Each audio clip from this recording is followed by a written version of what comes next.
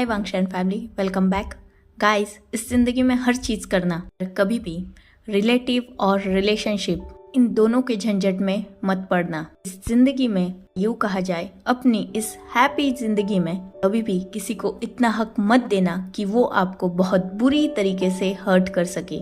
Because एक बार अगर आपके दिल पर कोई चोट लग जाए तो वो हील होना लगभग नामुमकिन होता है। यही गलती विंग ने की थी अपनी लाइफ में, जिसकी सजा उसे बहुत बुरी तरीके से मिली है।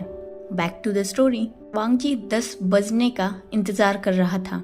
उसका ये इंतजार आज 10 दिन होने के बावजूद भी कंप्लीट नहीं हुआ था, क्योंकि उस दिन के बाद आज 10 दिन बीत चुके थे, पर विंग और वांगशियान दोनों को भी वांगजी इस ऑफिस में देख ही नहीं पाया था। वांगजी ने बहुत कोशिश की थी विंग से मिलने की या वांगशियान से मिलने की, पर ये पॉसिबल ही नहीं था, क्योंकि वांगजी के लाख कोशिश करने के बावजूद भी विंग के गार्ड्स वांगजी को विंग के फ्लोर की तरफ जाने ही नहीं देते थे। वांगजी ने एक बार तब गार्ड से लड़कर विंग के फ्लोर तक जाने की कोशिश भी की थी, पर इसका कोई भी फायदा नहीं हुआ, क्योंकि विंग तब अपने ऑफिस रूम में मौजूद ही नहीं था। वांगजी ने इस कॉरपोरेशन में अपने बॉडीगार्ड्स को लाने की कोशिश की, पर उसका भी कोई फायदा नहीं था। वांगजी हर मुमकिन कोशिश कर रहा था कि वो विंग को या वांगशियान को देख पाए। वो यहाँ तक कि विंग के पार्किंग में भी पहुंच चुका था, मतलब विंग के प्राइवेट पार्किंग में, पर वहां भी उसे विंग नहीं मिला था। वांगजी जानता था कि विंग इसी फ्लोर पर, इसी कॉरपोरेशन में ऊपर वाले फ्लोर पर हमेशा मौजूद रहता है, पर उससे मिलना विंग ने इतना मुश्किल कर दिया था कि वांगजी चाहकर भी विंग तक पहुंच ही नहीं पा रहा था। ऊपर से उसे वांगशियान की भी कोई खबर नहीं मिल रही थी। इन 10 दिनों में वांगशियान कॉरपोरेशन में बिल्कुल नहीं आया था। इसका रीजन वांगजी समझ नहीं पा रहा था। वांगजी बहुत ज्यादा डेस्परेट हो चुका था। इनफैक्ट वांगजी ही नहीं, हर कोई बहुत ज्यादा डेस्परेट हो चुका था। जियांग चैंग, यान ली, लैन सिचैन, लैन कुरैन, लैन ई हर रोज ऑफिस में आते थे और वो भी विंग से मिलने की कोशिश करते थे।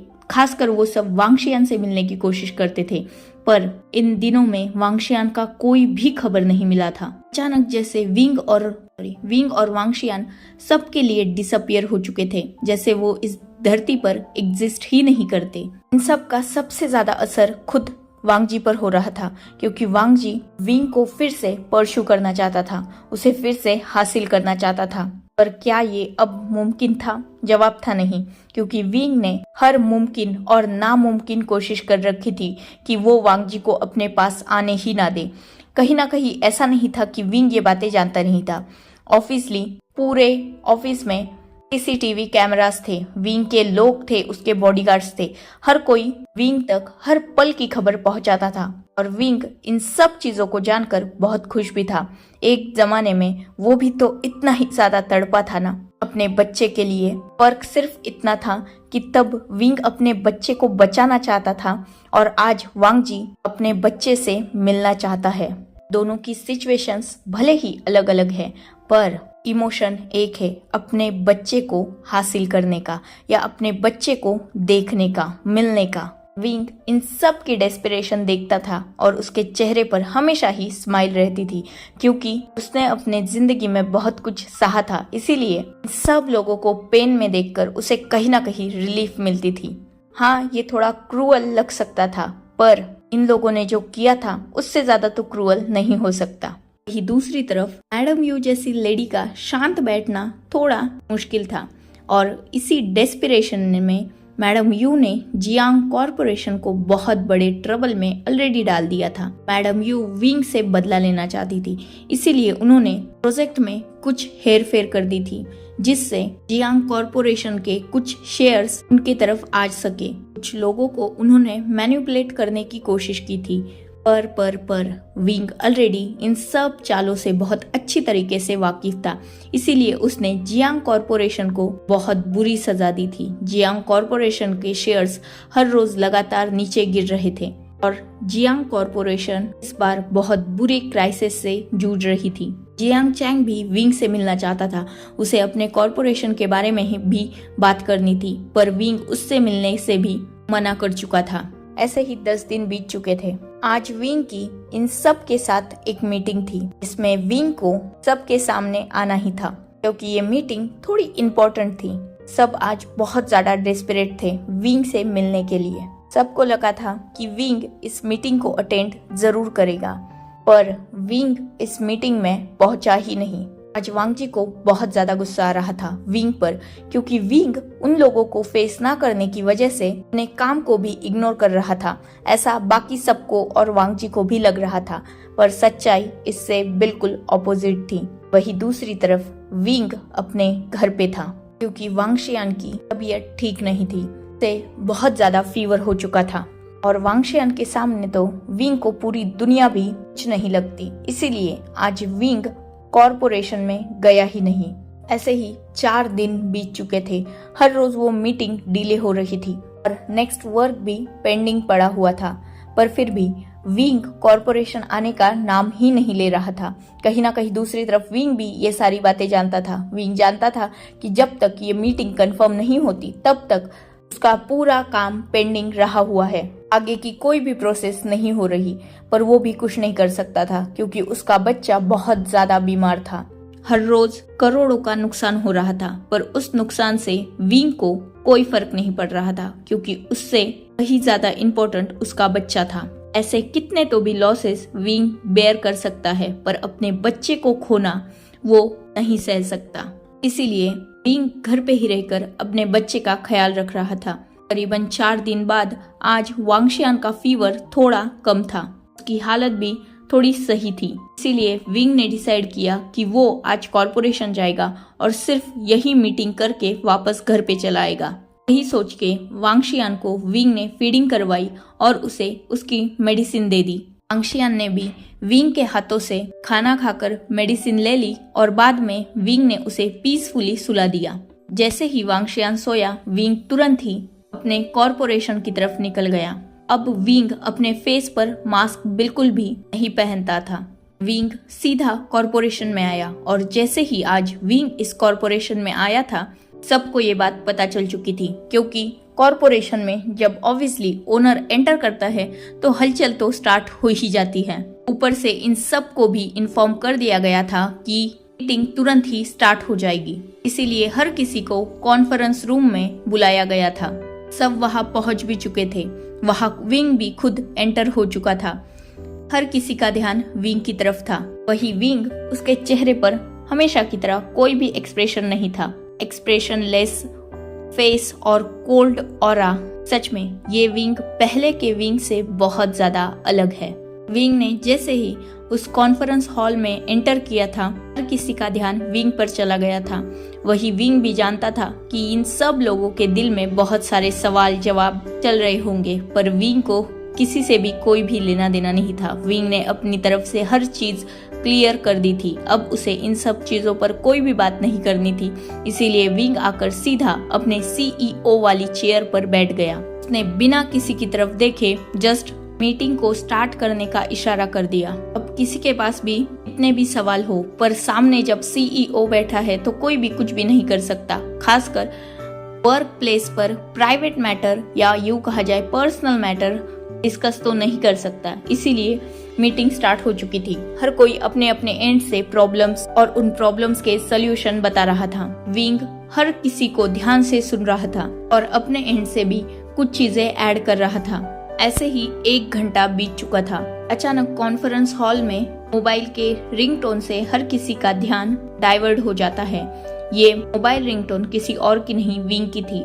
विंग तुरंत अपने मोबाइल में देखता है और वो कॉल पिक कर लेता है। अभी तक विंग ने कॉल पर कुछ बात करना स्टार्ट ही किया था, तभी उस कॉन्फ्रेंस हॉल का मेन डोर ओपन हो जाता है और हर किसी का ध्यान अब मेन डोर पर था, यहाँ तक कि विंग खुद का भी।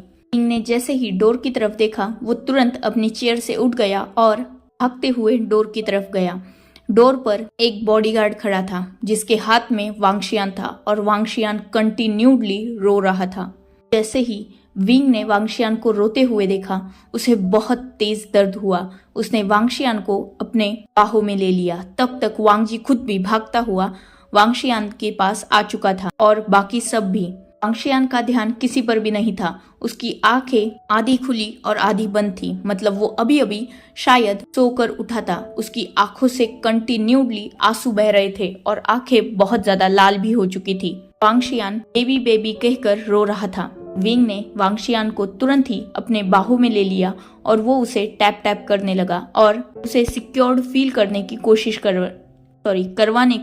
कोशिश करने लगा। वांगशियान को जैसे ही अपने मदर का वो टच फील हुआ, वो तुरंत ही विंग की तरफ देखने लगा। विंग बहुत ज्यादा वरीड था, उसकी आंखों में भी बहुत ज्यादा वरीडनेस थी। वांगशियान ने विंग को टाइटली हग कर लिया और वो और भी ज्यादा जोर से रोने लगा। विंग बहुत ज्यादा कर चुका था क्योंकि अभी अभी तो उसने वांगशियान को खिला पिला कर मेडिसिन देकर सुला दिया था। तो वांगशियान यहाँ कैसे पहुंचा? उसने तुरंत ही गार्ड की तरफ देखा, थोड़ा गुस्से से। सारे गार्ड्स भी जानते थे कि विंग वांगशियान को लेकर कितना ज्यादा प्रोटेक्टिव है। उस गार्ड ने तो वांगशियान को यहाँ लाया था, वो तुरंत अपने सर को झुकाकर विंग से बोला, बॉस, लिटिल मास्टर बहुत रो रहे थे। अचानक ही वो उठ गए थे और लगातार आपका नाम लेकर बहुत ज्यादा चिल्ला रहे थे। नैनीज और मेड्स ने बहुत ज्यादा कोशिश की उन्हें फिर से सुलाने की, पर वो मान ही नहीं रहे थे। इसीलिए मजबूरन हमें उन्हें यहाँ लाना पड़ा। वो रास्ते भर भी रो ही रहे थे। हमने भी बहुत कोशिश की उन्हें सुलाने की, पर वो मान ही नहीं रहे थे। विंग ने उस गार्ड की तरफ देखा। कहीं ना कहीं विंग वांगशियान की ये आदतें जानता था। जब भी वांगशियान बीमार पड़ता था, वो किसी की भी बात नहीं मानता था और सिर्फ विंग को ही अपने पास चाहता था। वो विंग को अपने पास रखने के लिए यूं ही रोता रहता था ताकि उसे लगातार विंग की अटेंशन मिलती रहे। छोटे बच्चों का अक्सर ऐसा ही होता है। वो अगर बीमार हो तो उन्हें लगातार अपने मॉम या डैड की अटेंशन लगती है और उस अटेंशन को पाने के लिए वो रोते रहते हैं, क्योंकि उन्हें अपने मॉम या डैड के पास ही सिक्योर्ड फील होता है। वांगशियान का भी कुछ ऐसा ही हाल था। भले ही वो छोटा होकर भी बहुत मैच्योर जैसी बातें करता था, बिहेव करता था, पर जब भी वो बीमार होता था उसका बर्ताव 1 साल के बच्चे से भी ज्यादा बुरा बन जाता था। लगातार विंग को ही पकड़ के रखता था, विंग को कहीं भी जाने नहीं देता था। और आज वांगशियान को ये पता ही नहीं था कि विंग उसे सुलाने के बाद मीटिंग में जाने वाला है। और विंग जानता था कि ये बात अगर वांगशियान को पता चल गई तो वो विंग को जाने नहीं देगा। इसीलिए विंग उसे ना बताकर सीधा आ चुका था। उसे लगा था कि जब तक वांगशियान उठेगा विंग पहुंच जाएगा, पर ऐसा नहीं हुआ था। विंग मीटिंग में था तब वांगशियान बीच नींद में ही उठ चुका था और जब उसने देखा कि विंग उसके आसपास नहीं है, वो रोने लगा। इसीलिए गार्ड्स को विंग के पास वांगशियान को लाना पड़ा। विंग ने एक डीप ब्रेथ ली और उसने वांगशियान की तरफ देखा, जो अभी विंग के नेक में अपने फेस को रब कर रहा था। विंग जानता था कि वांगशियान स्लीपी फील कर रहा है, इसीलिए उसने बिना किसी की केयर किए सीधा वांगशियान को अपने ऑफिस की तरफ ले जाना स्टार्ट किया। उसी के पीछे वांगजी और बाकी सब भी आ रहे थे, पर विंग ने अपने गार्ड्स को ऑलरेडी इशारा कर दिया था, इसीलिए सारे गार्ड्स ने बाकी सबको रोक दिया और विंग वांगशियान को लेकर अपने कैबिन में चला गया। उसी कैबिन में जिसको विंग ने नॉर्मल बना के रखा था। विंग ने वांगशियान को अपने पास ही काउच पर बैठा दिया, पर वांगशियान विंग को छोड़ ही नहीं रहा था, इसीलिए वांगशियान विंग के लैप पर ही बैठ गया। विंग भी जानता था कि वांगशियान अब उसे नहीं छोड़ेगा, इसीलिए उसने भी वांगशियान को अपने लैप पर बिठाकर टैप टैप करना स्टार्ट किया ताकि वांगशियान फिर से सो सके। वांगशियान ऑलरेडी ही मेडिसिन के नशे में था, इसीलिए वो थोड़ी ही देर बाद सो भी गया। विंग जानता था अब अगर वो वांगशियान से दूर गया तो वांगशियान और भी ज्यादा अपनी हालत खराब कर लेगा, इसीलिए विंग भी वही काउच पर बैठ गया। उसने अपने पीए से सारी फाइल्स और अपना लैपटॉप मंगवा लिया और वो वही वांगशियान को वैसे ही गोद में लेकर वर्क करने लगा। वही दूसरी तरफ सारे गार्ड्स वांगजी, लैन फैमिली, जियांग फैमिली और बाकी सबको रोक रहे थे, क्योंकि आज ऑफिस में वांगशियान था, इसीलिए वांगजी बिल्कुल भी खुद पर कंट्रोल नहीं कर पा रहा था। उसे कैसे भी करके विंग से और खासकर वांगशियान से मिलना था, क्योंकि वांगशियान को देखते ही सब ये समझ चुके थे कि वांगशियान की हालत सही नहीं है, क्योंकि आज वांगशियान रो रहा था। आज तक कभी भी सब ने वांगशियान को रोते हुए तो डेफिनेटली नहीं देखा था। वांगशियान जब भी आता था वो हमेशा चेहरे पर स्माइल और एक चेयरफुल वॉइस में सबको ग्रीट करता था, पर आज वांगशियान रो रहा था। ऊपर से उसकी हालत भी बहुत ज्यादा पेल लग रही थी, इसीलिए सब समझ चुके थे कि वांगशियान की हेल्थ सही नहीं है और शायद विंग वांगशियान की हेल्थ की वजह से ही इस मीटिंग को डिले कर रहा था। ही दूसरी तरफ वांग जी अपने बच्चे को मिलने को और उसे देखने को डेस्परेट हो रहा था। जानना चाहता था कि वांगशियान को आखिर हुआ क्या है और वो इतना रो क्यों रहा था, पर ये गार्ड्स उसे जाने ही नहीं दे रहे थे।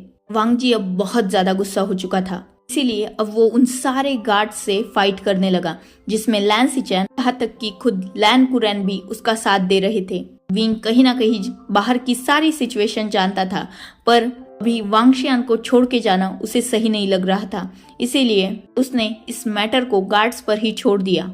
वही बाहर वांग जी को संभालना सारे गार्ड्स के लिए हद से ज्यादा मुश्किल हो रहा था, क्योंकि वांग जी किसी की भी बात नहीं मान रहा था। जियांग चैंग और नी हुसैन भी वांग जी के साथ फाइट करने लगे थे, इसीलिए अब सारे गार्ड्स को भी उन्हें संभालना मुश्किल हो रहा था। So, enough for today. Let's take a break. Next chapter in next video. If you like my explanation, like, comment and subscribe my channel. Hopefully you all are enjoying this journey. Goodbye, take care, enjoy your beautiful life.